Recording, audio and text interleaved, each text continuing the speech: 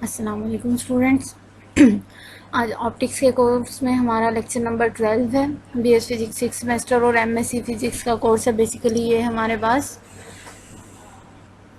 तो हमने ऑप्टिक्स में चैप्टर नंबर 1 कंप्लीट कर लिया है। तो चैप्टर नंबर 2 हमने स्टार्ट किया हुआ है। मिरर और लेंसेज का चैप्टर है ये हमारे पास। बेसिकली मिरर और लेंसेज के चैप्टर में हमने कुछ टॉपिक जो हैं वो कवर अप कर लिए हैं। जैसे हमने मिरर और लेंसेज में डिफरेंस देख लिया था, उसी तरीके से हमने जो इमेज हैं, कौन कौन से इमेज बनते हैं, वर्चुअल इमेज और रियल इमेज, दोनों की प्रॉपर्टीज़ को भी हमने चेक कर लिया था, कौन कौन सी प्रॉपर्टीज़ होती हैं। फिर हम आए थे अपने प्लेन मिरर की तरफ। प्लेन मिरर को हम डिस्कस कर रहे थे, जिसके कुछ टॉपिक जो थे, 2 टॉपिक उसके हमने डिस्कस कर लिए थे। आज हम उसी का 3rd टॉपिक डिस्कस करेंगे, प्लेन मिरर का। उसके बाद हम इंशाल्लाह स्फेरिकल मिरर को स्टार्ट करेंगे। तो अपना आज का लेक्चर स्टार्ट करने से पहले हम पिछला लेक्चर रिवाइज करेंगे कि हमने लास्ट जो लेक्चर लिया था उसमें हमने कौन कौन से टॉपिक कवर अप कर लिए थे। लास्ट जो हमने लेक्चर लिया था उसमें हमने देखा था कि हमने डिस्कस किया था प्लेन मिरर को। हमने प्लेन मिरर की डेफिनेशन स्टडी की थी कि प्लेन मिरर होते क्या हैं, प्लेन क्यों क्या कहा जाता है इन्हें, क्योंकि इनकी जो सरफेस होती है वो प्लेन होती है, जहाँ से हमारी जो है रेज जो हैं वो रिफ्लेक्ट हो रही होती हैं, वो सरफेस प्लेन होती है। फिर हमने इमेज फॉर्मेशन डिस्कस किया था प्लेन मिरर में ही for the point object. Point object के लिए हमने डिस्कस किया था पॉइंट ऑब्जेक्ट क्या होते हैं, ये भी हमने डिस्कस कर लिया था।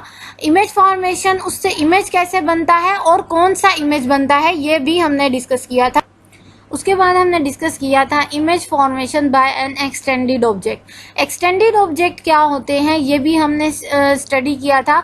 और एक्सटेंडेड ऑब्जेक्ट से हम रेस किस तरीके से लेते हैं, टिप से लेते हैं, हम हेड से लेते हैं या टेल से लेते हैं, ये भी हमने स्टडी किया था। और वहाँ से जब हम एरो से रिप्रेजेंट करते हैं एक्सटेंडेड ऑब्जेक्ट को, तो हम किस तरीके से इमेज फॉर्मेशन बता सकते हैं कि प्लेन मिरर से एक्सटेंडेड ऑब्जेक्ट का इमेज कैसे बनता है, ये भी हमने स्टडी कर लिया था। ये टॉपिक जो थे ये हमने अपने लास्ट लेक्चर में कवर अप कर लिए थे। आज का हम अपना टॉपिक स्टार्ट करते हैं, चैप्टर नंबर 2 को ही कंटिन्यू करेंगे, प्लेन मिरर का ही टॉपिक है। आज का जो हमारा टॉपिक है वो है इमेज रिवर्सल। मतलब क्या हुआ कि समटाइम्स क्या होता है कि मिरर में जो इमेज है वो रिवर्स होके हमें नज़र आ रहा होता है। इमेज हमें कुछ मिरर्स में रिवर्स होके मिलता है। इसकी एग्जांपल आप कैसे ले सकते हैं, जैसे आप अपना हाथ उठाएं, मिरर की तरफ करें, तो अगर आप अपना लेफ्ट हैंड आपने रेस किया है तो आपको मिरर में लगेगा कि आपने जो है राइट वाला रेस किया हुआ है। इसी तरीके से अगर आप अपना लेफ्ट वाला रेस करेंगे या राइट वाला रेस करेंगे तो आपको उसका ऑपोजिट नज़र आएगा मिरर में।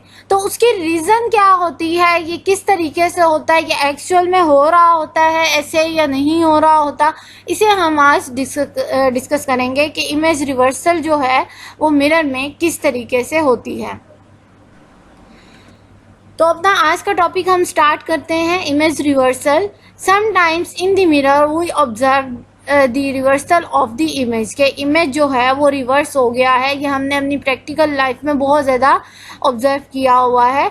इसकी एग्जांपल आप ऐसे ले सकते हैं कि आपने अपनी प्रैक्टिकल लाइफ में एम्बुलेंस को देखा होगा। एम्बुलेंस के जो आगे लिखा होता है ये वर्ड एम्बुलेंस, तो ये जो होता है ये उल्टा लिखा होता है, ठीक है। AMB ये नहीं लिखा होता, बल्कि इसको उलट करके लिखा होता है। जो लास्ट वर्ड होता है उससे स्टार्ट में लिखा होता है, लेकिन वो लिखा उलट होता है। जब हम किसी कोई आगे उसके गाड़ी खड़ी है उसके मिरर में हम देखेंगे तो वो हमें सीधा होके नज़र आएगा। तो ये क्या हुआ कि ये इमेज रिवर्सल हमें मिला।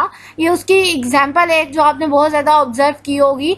और भी चीज़ों में इस तरह आपने देखा होगा कि चीज़ें उलट लिखी होती हैं लेकिन मिरर में हमें सही नज़र आती हैं, और अगर सही लिखी हो तो हमें उलट होके नज़र आती हैं। समटाइम्स ऐसा होता है।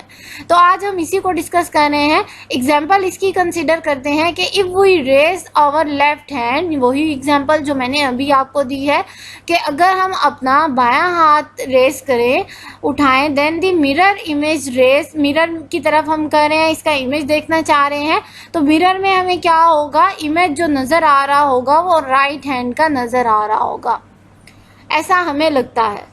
देयर एन इम्पॉर्टेंट क्वेश्चन, तो यहाँ पर क्या है, एक क्वेश्चन अराइज होता है और ये जो क्वेश्चन है ये बहुत मज़े का क्वेश्चन है। There an important question arises that why a mirror reverses the left and right but not up and down. अब यहाँ पर क्वेश्चन क्या कर रहा है कि आपको हमेशा इमेज में लेफ्ट और राइट ही उल्टे क्यों नज़र आते हैं, आप खुद उल्टे क्यों नहीं नज़र आते, आप सीधे खड़े होते हैं, सीधे ही मिरर में नज़र आ रहे होते हैं, आप खुद उल्टे क्यों नहीं नज़र आते, मतलब अप एंड डाउन वाली जो डायरेक्शन है वो क्यों नहीं मिरर में रिवर्स होती, हमेशा लेफ्ट एंड राइट ही क्यों रिवर्स होता है। ये बहुत इम्पोर्टेंट क्वेश्चन है, इंटरेस्टिंग भी है ये। तो इसका आंसर भी हम देखेंगे आज के लेक्चर में। अपने इसी क्वेश्चन को अंडरस्टैंड करने के लिए और ये मिरर इमेजेस जो हैं हमारे पास कैसे रिवर्स होते हैं, इसको अंडरस्टैंड करने के लिए हम एक एग्जाम्पल लेंगे। इस एग्जाम्पल में हम कंसीडर करेंगे कि हमारे पास कोई भी 3 डायमेंशनल ऑब्जेक्ट है। 3 डायमेंशंस का क्या मतलब है कि हमारे पास एक्स, वाई और जी एक्सिस हैं। इन 3 डायमेंशंस में से जो 2 डायमेंशंस हैं वो मिरर के पैरेलल हैं, उसकी बाउंड्री के पैरेलल होंगे, और जो थर्ड वन होगा वो उसके परपेंडिकुलर होगा, और जो परपेंडिकुलर होगा हमेशा वही रिवर्स करेगा, पैरेलल वाले रिवर्स नहीं करते। अब यहाँ पर देखें, in order to understand this we consider a 3-dimensional object। 3D object हमने कंसीडर किया। 3D ऑब्जेक्ट कोई भी हो सकता है, आप खुद को कंसीडर कर लें। हैविंग द 3 डायमेंशंस, जिसके 3 डायमेंशंस होंगे, वो डायमेंशंस कौन कौन से हैं, एक्स, वाई और जी। हमने तीनों डायमेंशंस कंसीडर किए हैं यहाँ पर, एंड वी कंसीडर, और हम कंसीडर कर रहे हैं that these 3 are mutually perpendicular to each other. ये जो एक्स, वाई और जी हैं ये mutually perpendicular to each other है। क्या मतलब हुआ कि एक्स वाई के साथ 90 डिग्री का एंगल बना रहा है और वाई जी के साथ 90 डिग्री का एंगल बना रहा है। और अगर ये तीनों म्यूचुअली परपेंडिकुलर हैं तो इसका मतलब ये हुआ कि तीनों एक दूसरे के साथ 90 डिग्री का एंगल बना रहे हैं। अब हम इसी को अंडरस्टैंड करते हैं डायग्राम के थ्रू, कि जो बात हमने डिस्कस की है कि हमने 3 एक्सिस लेने हैं जो म्यूचुअली परपेंडिकुलर होने चाहिए एक दूसरे के, और जो परपेंडिकुलर एक्सिस होगा, मतलब जो हमारे मिरर के परपेंडिकुलर होगा, वो हमें रिवर्सल ऑफ इमेज प्रोवाइड करेगा। किस तरीके से रिवर्स होगा ये हम देखते हैं। तो यहाँ पर देखें कि हमने लिया हुआ है 3 एक्सिस हमने लिए हुए हैं, एक्स, वाई और जी एक्सिस। ये एक्स है हमारे पास, ये वाई है, ये दोनों एक दूसरे के साथ 90 डिग्री का एंगल बना रहे हैं। ये जो जी एक्सिस है ये बैकवर्ड डायरेक्शन में है, क्योंकि मैंने बात की थी 3 डायमेंशनल ऑब्जेक्ट की। तो 3 डायमेंशंस में ये जो जी है ये आपको नजर आ रहा होगा एक्स और वाई के दरमियान में है, लेकिन ऐसा नहीं है, ये बैकवर्ड डायरेक्शन में जा रहा है। मतलब जी एक्सिस जो 3rd डायमेंशन होता है वो या अपवर्ड होता है या बैकवर्ड डायरेक्शन में, ये बैकवर्ड डायरेक्शन में जा रहा है। ये भी 90 डिग्री का एंगल बना रहा है अपने वाई के साथ भी और जी के साथ भी, म्यूचुअली परपेंडिकुलर हैं ये, तो ये तीनों एक दूसरे के साथ 90 डिग्री का एंगल बनाएंगे।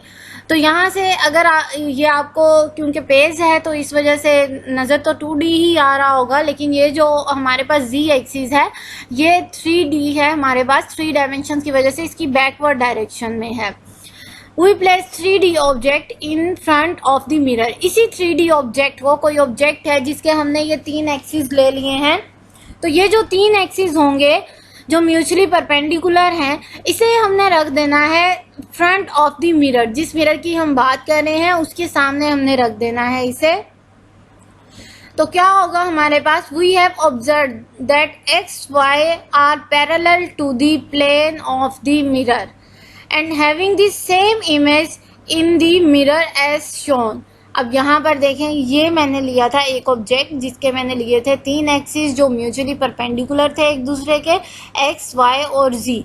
ये जो जी था ये बैकवर्ड डायरेक्शन में था, और अब क्या हुआ कि यहाँ पर देखें ये जो वाई वाला एक्सिस है ये इस मिरर के इस एक्सिस के पैरेलल है, प्लेन के पैरेलल है। ये जो एक्स वाला एक्सिस है ये इसके पैरेलल है। अब हमारे पास रह गया z वाला एक्सिस। तो z वाला एक्सिस क्या होगा हमारे पास, ये परपेंडिकुलर है, क्योंकि मैंने आपको बताया ये हमारे पास क्या है, परपेंडिकुलर है, बैकवर्ड डायरेक्शन में है, तो ये इस बाउंड्री के परपेंडिकुलर होगा और इस बाउंड्री के भी परपेंडिकुलर होगा। इसका मतलब ये हुआ कि x और y तो इस प्लेन मिरर के पैरेलल हैं, लेकिन जो z है वो इसके परपेंडिकुलर है, वो पैरेलल नहीं है। तो अब इसी का जो इमेज होगा ये हमें कैसे नजर आएगा, y चेंज नहीं होगा, पैरेलल वाले एक्सिस चेंज नहीं होते, x भी पैरेलल था, ये भी चेंज नहीं होगा। यहाँ पर देखें ये मिरर है पूरा, तो यहाँ पर x भी उसी डायरेक्शन में है जिस डायरेक्शन में ये ऑब्जेक्ट का एक्सिस है, तो यहाँ पर y भी उसी डायरेक्शन में है जिस डायरेक्शन में ये ऑब्जेक्ट का है। बाकी रह गया z एक्सिस। यहाँ पर z जो था ये बैकवर्ड डायरेक्शन में था। अब यहाँ पर z देखें, ये हमारी फ्रंट डायरेक्शन में को शो कर रहा है, मतलब बाहर की तरफ शो कर रहा है, और ये अंदर की तरफ z एक्सिस को शो कर रहा है। लेकिन हमारे पास ऑब्जेक्ट में अंदर की तरफ था, जब उसका इमेज हमने लिया प्लेन मिरर में तो यही इमेज हमारा बाहर की तरफ शो हुआ। इसका मतलब ये हुआ कि हमारे पास जो पैरेलल एक्सिस होते हैं, जो प्लेन मिरर के पैरेलल होते हैं, वो चेंज नहीं होते। सिर्फ जो परपेंडिकुलर एक्सिस होता है वो फ्रंट से बैकवर्ड में या बैकवर्ड से फ्रंट में चेंज होता है। मतलब हम यहाँ पर लेफ्ट राइट नहीं कह सकते, हम कह सकते हैं फ्रंट साइड थी वो बैकवर्ड साइड में चेंज हो गई, बैकवर्ड साइड थी तो वो फ्रंट साइड पे चेंज हो गई। इस तरीके से हम इसे डिफाइन कर सकते हैं। हम इसे लेफ्ट राइट के तौर पर डिफाइन नहीं कर सकते, क्योंकि मुझे नहीं पता ये z axis left side left को शो कर रहा है या राइट को शो कर रहा है। इसी तरीके से इस z का भी मुझे नहीं पता ये लेफ्ट को शो कर रहा है या राइट को शो कर रहा है। तो आई होप आपको ये जो इमेज है यहाँ पर एक्सिस की भी समझ आ गई होगी, और ये जो इमेज जिस तरीके से बना है यहाँ पर आपको ये भी समझ आ गया होगा। तो यही जो बात मैंने अभी आपको समझाई है यही मैंने नोट्स में मेंशन की हुई है कि x and y are parallel to the plane of the mirror. जो x और y एक्सिस थे, ये x और ये y, ये प्लेन के पैरेलल थे। मैंने आपको समझा दिया किस तरीके से पैरेलल है। And having the same image in the mirror, mirror में भी आपने देख लिया कि इनका इमेज सेम रहा है। x जो हमारे पास था ना इसकी डायरेक्शन चेंज हुई है ना y की डायरेक्शन चेंज हुई है हमारे पास, as shown in figure A. Only the z axis क्या था हमारे पास, वो प्लेन मिरर के परपेंडिकुलर था, तो उस वजह से इसकी डायरेक्शन सिर्फ चेंज हुई है। Only the z arrow has change its direction as front to backward. उसकी भी डायरेक्शन लेफ्ट से राइट नहीं हुई या राइट से लेफ्ट नहीं हुई, बल्कि फ्रंट टू बैकवर्ड हुई है instead of left to right. यहाँ पर मैंने मेंशन कर दिया कि लेफ्ट टू राइट नहीं हुई, बल्कि हमारे पास क्या हुआ है, फ्रंट से बैकवर्ड में या बैकवर्ड से फ्रंट में चेंज हुई है। Thus it is more convenient to say that the mirror reverses the. अब मिरर रिवर्स क्या कर रहा है, फ्रंट से बैकवर्ड में कर रहा है, तो ये ज़्यादा कन्वीनियंट है कि हम इस तरीके से डिफाइन करें कि जो मिरर है वो फ्रंट से बैकवर्ड में कर रहा है, बजाय इसके कि लेफ्ट और राइट को हम डिफाइन करें। तो इसी तरीके से जो ट्रांसफॉर्मेशन है लेफ्ट और राइट की, उसे हम कह सकते हैं कि वो एक्सचेंजिंग, मतलब एक्सचेंजिंग बात है कि फ्रंट से बैकवर्ड में हमारे पास हो रही है। The transformation of the left hand to the right hand is accomplished in this sense by exchanging the front and back of the hand। मतलब हम हाथ की फ्रंट और बैक को, जो हमारा हाथ है उसकी फ्रंट और बैक को एक्सचेंज कर दें, तो ये सेम है जैसे हमने z एक्सिस को किया है कि z एक्सिस जो था वो परपेंडिकुलर था प्लेन के, तो वो अगर उसकी फ्रंट साइड थी तो हमें मिरर में उसकी बैक साइड नज़र आई। If the humans using right hand in the real situation, then the mirror image will show that the person using the left hand। यही शो होता है नॉर्मल जो हम प्रैक्टिकल लाइफ में ऑब्जर्व करते हैं। The same distinction has been applied to the laws of physics. यही जो डिस्टिंक्शन है हम सारे लॉज ऑफ फिजिक्स के ऊपर भी अप्लाई करते हैं। और इसी तरीके से अगर हम एमएमपी में सिमेट्री को डिस्कस करें तो हम कहते हैं 3 fold symmetry, 4 fold symmetry, 2 fold symmetry. तो वो जो सिमेट्री है वो भी हम इसी बेस पर डिफाइन कर रहे होते हैं कि हमारे पास अगर जो मिरर इमेजेस बन रहे हैं तो रिवर्सल हमें मिल रहा है या नहीं मिल रहा। अगर मिल रहा है तो कितने तरीकों से मिल रहा है, कितने एक्सिस का मिल रहा है। If laws have perfect right left symmetry, then their mirror image also have possible experiment। तो उसके उतने ही possible experiments हो जाएंगे हमारे पास। In 1956 it was discovered that for some cases, कि कुछ केसेस हमारे पास ऐसे हैं, there is a weak interaction between this symmetry, कि ये जो सिमेट्री है हमारे पास कुछ केसेस ऐसे होते हैं जिसमें ये सिमेट्री हमें नहीं मिलती या वीक सिमेट्री होती है हमारे पास। वीक सिमेट्री का मतलब है हमें जो रिवर्सल है वो परफेक्ट हमें नहीं मिल रही होगी लेकिन परफेक्ट नहीं होगी। and the mirror images which causes the certain radioactive decay, और इसी वजह से हमारे पास क्या होता है, रेडियो एक्टिव डिके होता है and is known as the parity। इसको हम बोलते हैं पैरिटी। पैरिटी प्रॉपर्टी आपने पढ़नी है एमएमपी में तो आपको सही से समझ आ जाएगा कि पैरिटी प्रॉपर्टी होती क्या है। लेकिन इस टाइम आप बस ये माइंड में रखें कि हमारे पास जहाँ पर वीक इंटरेक्शन होगा, वीक सिमेट्री होगी, तो उसको हम बोलेंगे पैरिटी। तो इंशाल्लाह नेक्स्ट लेक्चर में हम स्फेरिकल मिरर्स को डिस्कस करेंगे, उसका टॉपिक स्टार्ट करेंगे। जो हमारा प्लेन मिरर का टॉपिक था वो आज कंप्लीट हो गया है, जिसमें हमने 3 टॉपिक को डिस्कस किया है। पॉइंट ऑब्जेक्ट से इमेज कैसे बनता है, एक्सटेंडेड ऑब्जेक्ट से इमेज कैसे बनता है, इमेज रिवर्स कैसे होता है, ये चीज़ें हमने डिस्कस की हैं। तो आज के लेक्चर में कोई भी ऐसा पॉइंट हो जो आपको समझ ना आया हो तो काइंडली लाजमी डिस्कस कीजिएगा। नेक्स्ट लेक्चर में इंशाल्लाह हम स्फेरिकल मिरर को डिस्कस करेंगे। नेक्स्ट लेक्चर तक के लिए अपना बहुत ख्याल रखिएगा। Thank you so much. अल्लाह हाफिज़।